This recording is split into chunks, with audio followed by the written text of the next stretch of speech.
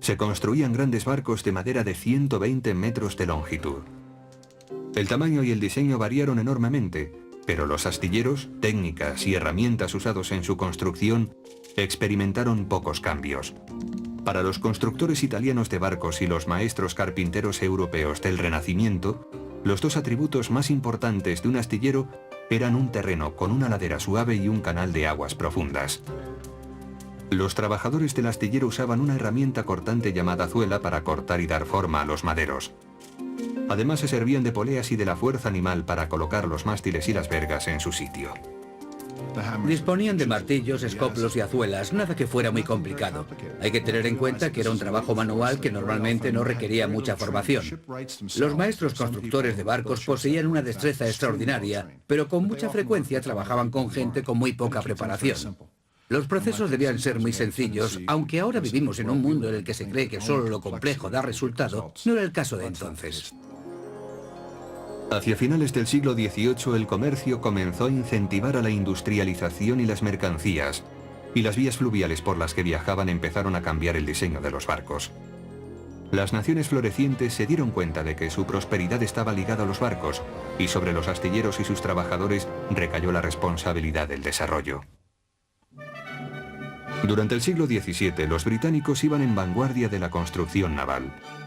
Al ser una nación recluida en una isla a la vez que una potencia mundial, Gran Bretaña dependía de su marina para el comercio internacional y para defender sus vastas posesiones.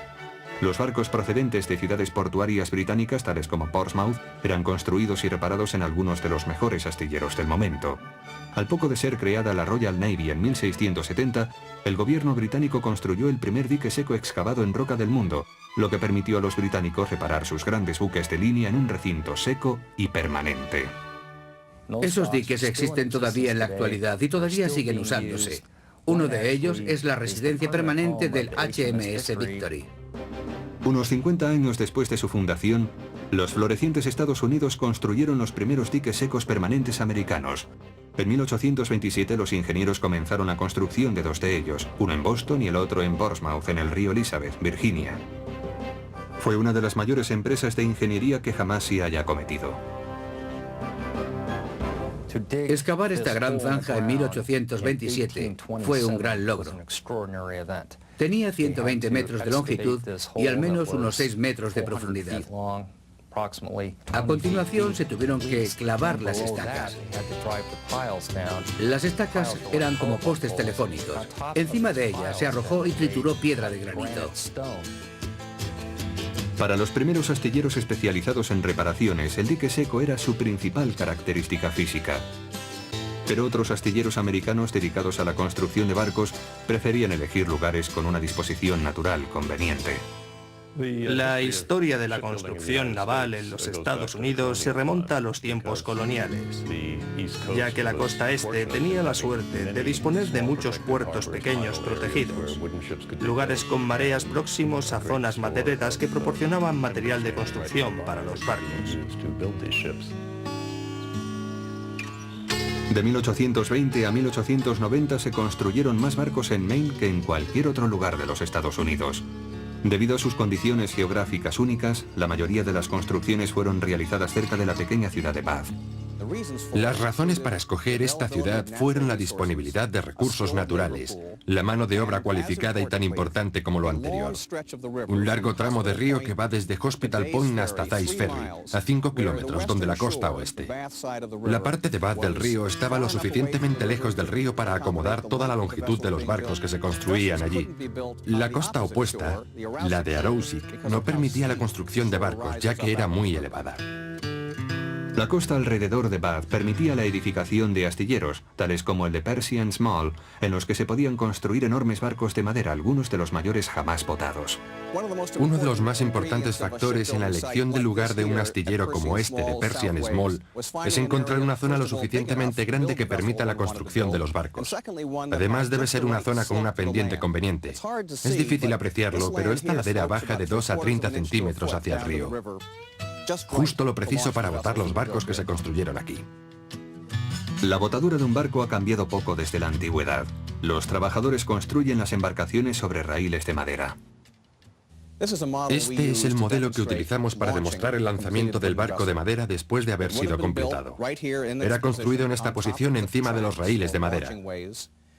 Antes de ser botado, se construía una cuna sobre los raíles y los bajos del barco. Justo antes de soltarlo, las dos mitades de la cuna eran ajustadas al casco por medio de cuñas entre las dos mitades de la cuna.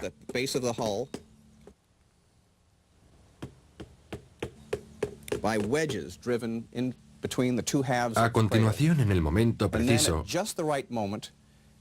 cuando el agua estaba alta y el río estaba en calma, se retiraban los tacos por debajo de la quilla. Y finalmente,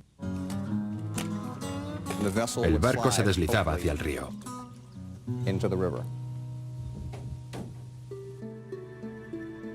El hombre que retiraba los tacos de debajo del tambaleante barco realizaba uno de los trabajos más peligrosos del astillero, pero disponía de un lugar en primera fila para contemplar el mayor espectáculo del astillero. El que hubiera estado aquí, detrás de mí, contemplando cómo tomaba forma uno de aquellos grandes barcos, lo habría visto deslizarse con un gran estruendo, entre aplausos, dejando atrás maderos humeantes hasta llegar al río Kennebec. Además de ser un medio ambiente natural casi perfecto, Maine tenía otras ventajas. Su gente. Los astilleros del siglo XIX no eran exactamente asentamientos físicos, sino más bien lugares donde se reunían las personas. Era muy frecuente que comunidades enteras participaran en el proceso de construcción naval. En las comunidades donde se construían los barcos, había con frecuencia artesanos que ofrecían sus servicios a los diferentes astilleros.